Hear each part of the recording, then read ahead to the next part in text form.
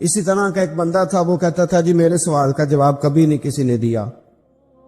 اس کی ملاقات ایک درویش سے ہو گئی، حضرت بہلول دانا سے۔ فرمانے لگے پوچھو بھئی کیا سوال ہے؟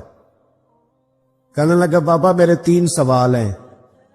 ایک تو یہ بتائیں کہ اگر رب ہے تو وہ نظر کیوں نہیں آتا، اور دوسری میرا سوال یہ ہے کہ اگر جو کراتا ہے شیطان کراتا ہے تو انسان کو سزا کس بات کی، اور تیسری بات یہ کہ آپ کہتے ہیں کہ شیطان جن ہے، آگ سے بنا ہے، تو اسے بھی آگ میں ڈالا جائے گا تو آگ کو کیسے جلائے گی؟ تو حضرت بہلول دانا تھوڑا سا سوچنے لگے تو اس نے بڑی سخت بات کی، کہنے لگا مجھے پتا تھا جواب آپ کو بھی کو نہیں آتا۔ دیکھا نا، پڑ گئے نا سوچ میں۔ نیچے ایک روڑا پڑا تھا مٹی کا، اینٹ کا نہیں۔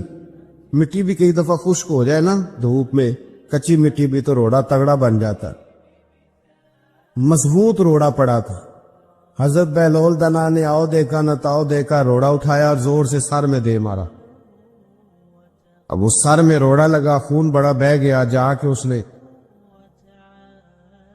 کوتوالے شہر کو، سمجھ لیں SHO کو رپورٹ کرا دی کہ بابے نے نا میرا سر پھوڑ دیا ہے۔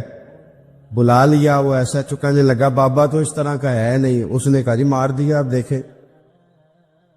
بلا لیا، کہنے لگا یار وہ تو درویش بندے ہیں، اگر تو کہتا ہے تو چلو بلا لیتے ہیں۔ آپ آ گئے، تشریف لائے، تو اس نے کہا بابا آپ نے پتھر مار کے اس بندے کے سر کو پھوڑ دیا ہے۔ تو حضرت بہلول دانا کہنے لگے نہیں میں نے تو نہیں پھوڑا، میں نے تو اس کے 3 سوالوں کا ایک جواب دیا ہے۔ 3 سوالوں کا ایک جواب۔ اس نے کہا کیا؟ فرمانے لگے اس سے پوچھ لو۔ اس نے کہا جی کیا سوال کیا آپ نے؟ اس نے کہا جی پہلا میرا سوال یہ تھا کہ رب ہے تو نظر کیوں نہیں آتا؟ تو آپ فرمانے لگے میں نے تجھے روڑا مارا، درد ہو رہی ہے؟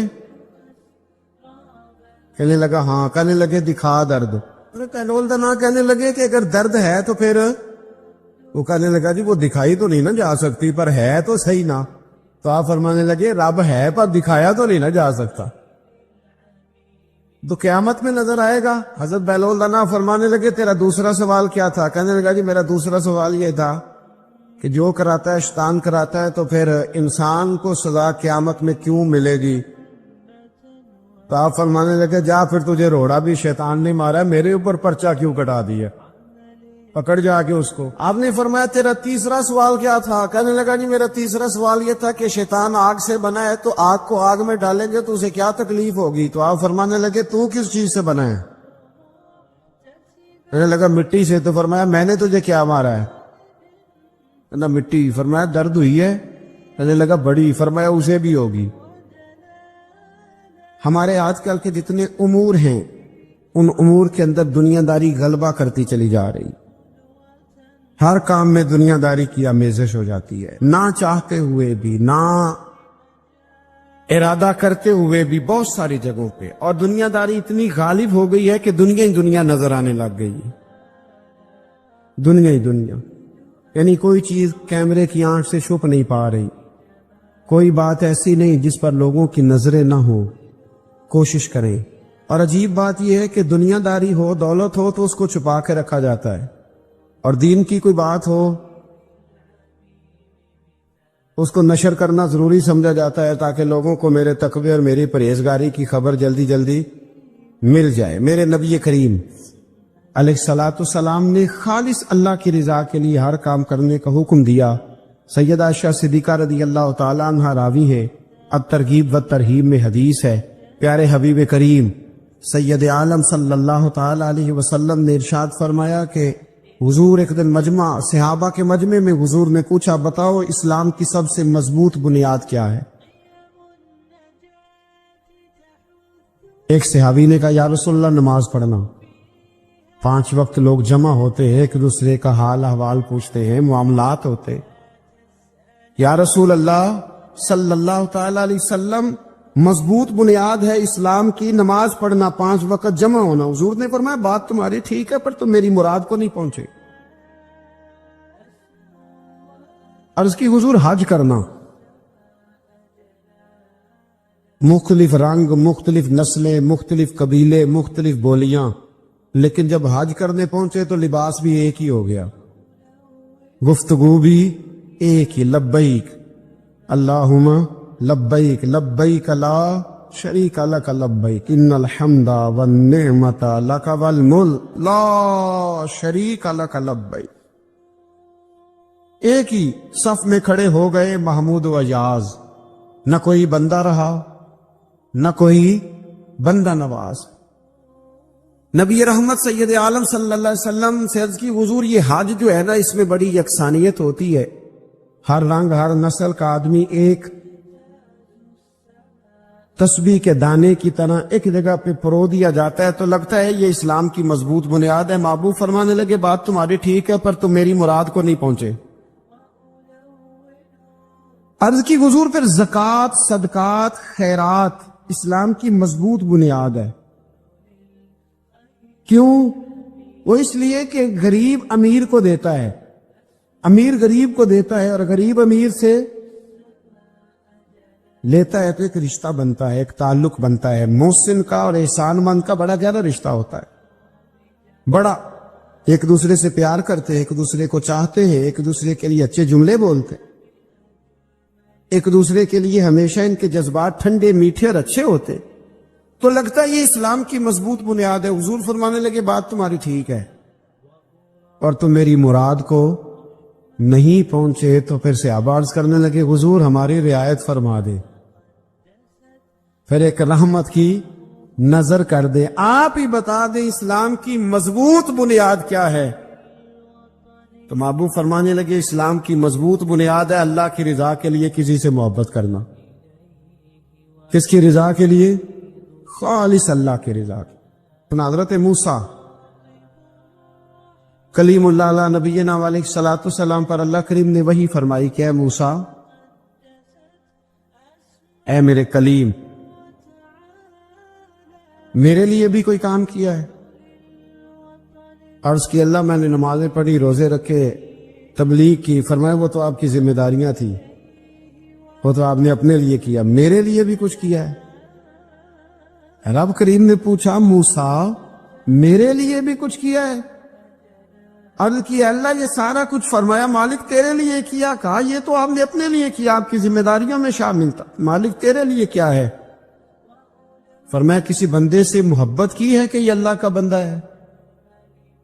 کسی بندے سے محبت کی ہے کہ یہ اللہ کا بندہ ہے؟ یا کسی کے ساتھ تمہاری صرف اس لیے ناراضگی ہو کہ یہ اللہ کا نافرمان ہے، اللہ رسول کا دشمن ہے، معاذ اللہ بے ادب ہے؟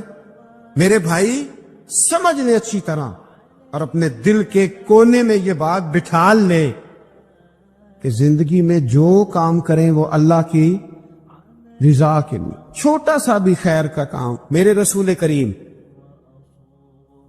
علیہ السلام کا جو سب سے پہلا فرمان ہے نا بخاری میں، وہ یہ ہے کہ انما الاعمال بالنیات، تیرے عمل کا دار و مدار تیری نیت پر ہے، تیرے ارادے پر ہے، بنیاد تمہاری نیت ہے۔ بنیاد یہ ہے کہ تمہارا اندر سے اس کام کے لیے ذوق کیا ہے، شوق کیا ہے۔ اگر وہ بنیاد مضبوط ہے تو پھر عمل کی جو آپ چھت ڈالیں گے وہ ساری چھت بھی مضبوط ہے، لیکن اگر ارادے کچے ہیں، کمزور ہیں، سازشیں ہیں، رنجشیں ہیں، اندر معاملات گڑبڑ ہیں، تو پھر کبھی دیواریں مضبوط ہو سکتی۔ نیتیں اچھی کریں، بڑی سادی مثال، بڑی صاف ستھری، مولا کائنات شیر خدا حضرت علی المرتضیٰ کرم اللہ تعالی وجہ الکریم نا، آپ ایک جگہ جنگ لڑنے کے لیے گئے، جہاد ہو رہا ہے۔ عرب کے جو لوگ ہوتے تھے وہ دشمن کو سزا بڑی سخت دیتے تھے، بعض لوگ مطالبہ بھی کرتے ہیں نا سخت سزا کا۔ ہمارا سرائکی کا ایک شاعر ہے، وہ کہا کرتا ہے جے تانگی ساڑی زندگی تو تے دے سخت سزا تیری جان چھوٹے، ساکو مار نہ شاکر کستاں وچ یک لخت مکھا تیری جان چھوٹے۔ عرب کے لوگ نا سخت سزا دیتے تھے، سخت، وہ اذیت دیتے، کبھی انگلی کاٹ دیتے، کبھی ہاتھ کاٹ دیتے، مختار سقفی نے جب امام علی مقام رضی اللہ تعالیٰ عنہ کے قاتلوں کو قتل کیا تو زیادہ تر کی گردنیں نہیں کاٹی تھی، بلکہ اس نے ہاتھ پیر کاٹ کے لوگوں کو جنگلوں میں پھینک دیا تھا، تڑپ تڑپ کے لوگ مر گئے۔ اسلام اس اذیت کا قائل ہے۔ اہل عرب اذیت دیتے تھے، بلکہ دشمن جب نڈھال ہو کے گر جاتا تھا نا تو اس پر گھوڑے دوڑا دیتے تھے، گھوڑے دوڑ جاتے تھے اس پر، لاشیں مسک کر دیتے، ناک کان آنکھیں نکال ڈالتے تھے، ٹکڑے کرتے تھے وجود کے، اذیت دیتے تھے۔ تو جب کوئی آدمی کسی کے نرگے میں آ جاتا تھا نا، قابو میں آتا تھا، تو اس کی خواہش ہوتی تھی کہ میں مارنے والے کو غصہ دلاؤں تاکہ مجھے جلدی مار دے، اذیت نہ دے، تکلیف نہ دے، مجھے جلدی مار ڈالے، جلدی قتل کر ڈالے۔ یہ ان کا مزاج ہوتا تھا، رویہ ہوتا تھا۔ حضرت مولا علی شیر خدا کرم اللہ تعالی وجہ الکریم دشمن پر غالب آ گئے۔ جب غالب ہوئے تو اس نے معاذ اللہ حضرت علی پر تھوک دیا۔ کافر تھا، اس کا ارادہ یہ تھا کہ میں حضرت علی کو غصہ دلاتا ہوں تاکہ یہ مجھے جلدی مار دے، لیکن اسے نہیں پتا تھا یہ علی ہے، اسے نہیں خبر تھی کہ یہ جو خمیر ہے نا، ان کی تربیت مدینے والے محبوب نے فرمائی ہے۔ یہاں جو چمک دمک ہے اس کا رنگ ساری دنیا سے نرالا ہے، انوکھا ہے، شاندار ہے، وزادار ہے، کمال ہے۔ کہا حضرت علی پر معاذ اللہ میں یہ کام کرتا ہوں تاکہ وہ جلدی قتل کر دیں گے، لیکن جب اس نے مولا علی کی طرف یہ نازیبا حرکت کی تو حضرت علی نہ تلوار چھوڑ کے پیچھے ہٹ گئے۔ توجہ کرنا، رزلٹ دیکھنا، مولا علی پیچھے ہٹ گئے اور فرمانے لگے جا تو آزاد ہے۔ وہ کہنے لگا میں آزاد ہوں، کس طرح، کیسے؟ تو حضرت علی فرمانے لگے میرا تیرا ذاتی جھگڑا تو کوئی نہیں نا، نہ تو نے میری زمین پہ قبضہ کیا، نہ میرا مال لوٹا، نہ میری عزت پر ہاتھ ڈالا۔ میرا تیرا جھگڑا اللہ کی رضا کے لیے، خالص اس لیے کہ تو اللہ کی نافرمانی کر رہا، خالصتاً اس لیے تیرا اور میرا یہ جھگڑا ہے۔ باقی جہاں تک تعلق اس بات کا ہے کہ اب تو نے میری ذات شامل کر دی، اب تو نے مجھے تکلیف دے دی، اب تو نے مجھے اذیت میں مبتلا کر دیا۔ تو حضرت مولا علی شیر خدا فرمانے لگے اب ذات آ گئی ہے میری بیچ میں، اب میری ذات بیچ میں آ گئی ہے، اب اگر میں تجھے قتل کروں گا تو لگے گا میں نے اپنے ذاتی غصے میں قتل کیا ہے، لہذا اب معاملہ یہ ہے کہ میں تجھے آزاد کرتا ہوں، اب تو چھٹی کر سکتا ہے، جا سکتا ہے، دوبارہ کبھی میرے ہاتھ آئے گی تو دیکھی جائے گی۔ مولا کائنات نے اسے چھوڑ دیا، لیکن وہ حضرت علی کا غلام بن گیا، وہ غلام بن گیا۔ کہنے لگا علی اب سمجھ آئی ہے کہ دین کتنا شاندار ہے، دین کتنا اعلیٰ ہے، دین کی قدریں کتنی پاکیزہ اور کتنی حسین ہے، اور کتنا منور ہے محبوب کریم کا دین، آپ مجھے کلمہ ہی پڑھا دیں۔ گویا جو بندہ تلوار سے فتح نہ ہو سکا وہ مولا علی کے خلوص سے فتح ہو گیا۔ حضرت علی کے خلوص سے، للہیت سے، اللہ کے ساتھ جو ان کا رشتہ تھا، اس رشتے کی برکت سے وہ آدمی فتح ہو گیا۔ میرے بھائی، ہمارے معاملات کے اندر للہیت ختم ہوتی جا رہی ہے، خلوص نہیں رہا، کرامتیں ہیں، کہانیاں ہیں، داستانیں ہیں، الزامات ہیں، جھوٹ ہے، فریب ہے، فراڈ ہے، بڑا کچھ ہے۔ اگر نہیں ہے تو خلوص نہیں ہے، اگر نہیں ہے تو ہمارا اللہ اور اس کے رسول کے ساتھ رضا والا معاملہ نہیں ہے۔ کسی چیز کو اس کی حقیقت کی بجائے